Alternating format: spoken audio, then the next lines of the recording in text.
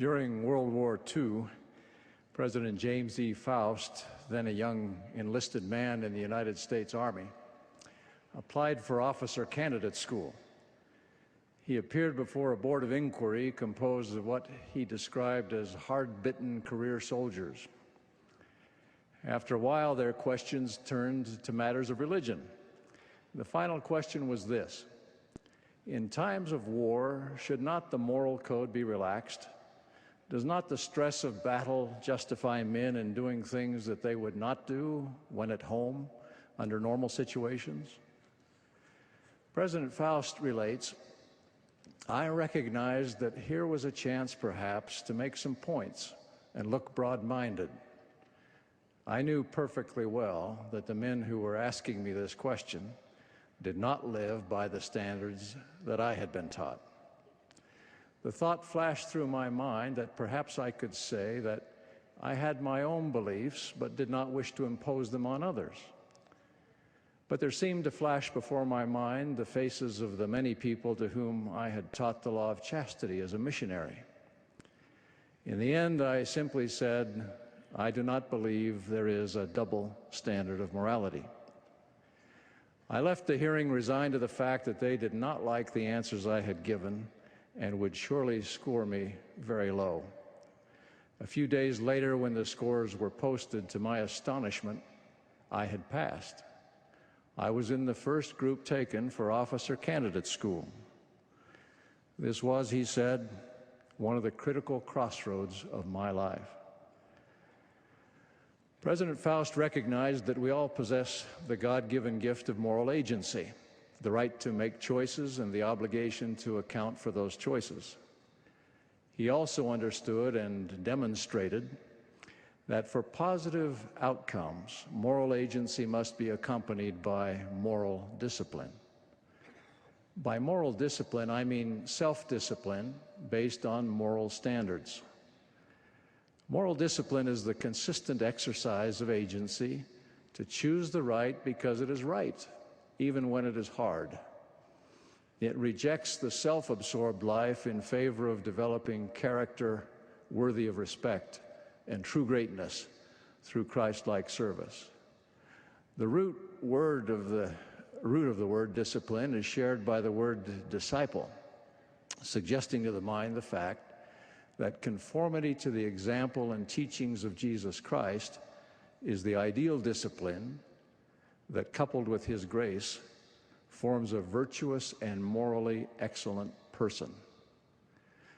Jesus' own moral discipline was rooted in his discipleship to the Father.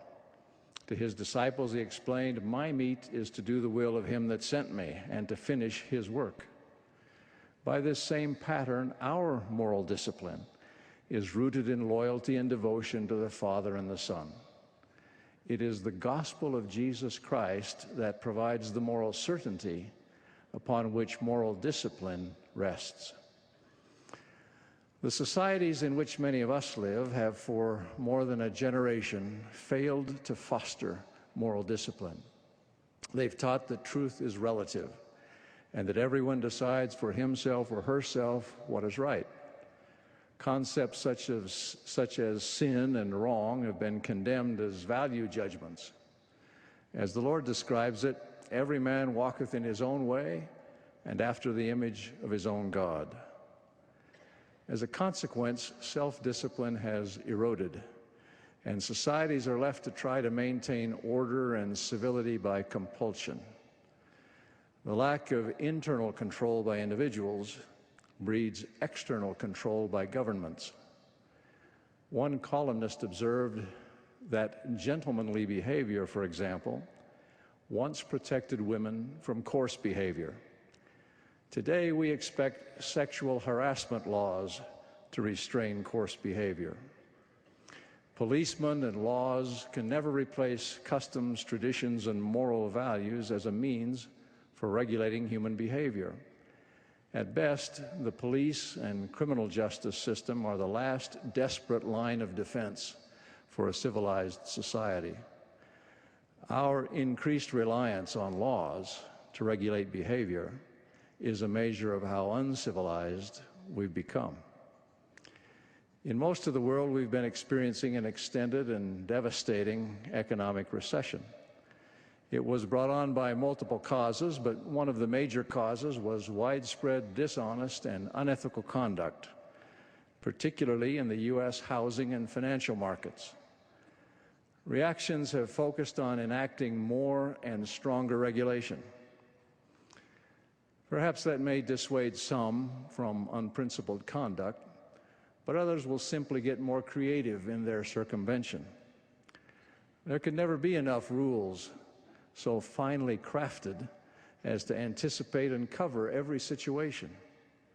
And even if there were, enforcement would be impossibly expensive and burdensome. This approach leads to diminished freedom for everyone. In the memorable phrase of Bishop Fulton J. Sheen, "We would not accept the yoke of Christ, so now we must tremble at the yoke of Caesar." In the end, it is only an internal moral compass in each individual that can effectively deal with the root causes as well as symptoms of societal decay. Societies will struggle in vain to establish the common good until sin is denounced as sin, and moral discipline takes its place in the pantheon of civic virtues. Moral discipline is learned at home. While we cannot control what others may or may not do, the Latter-day Saints can certainly stand with those who demonstrate virtue in their own lives and inculcate virtue in the rising generation.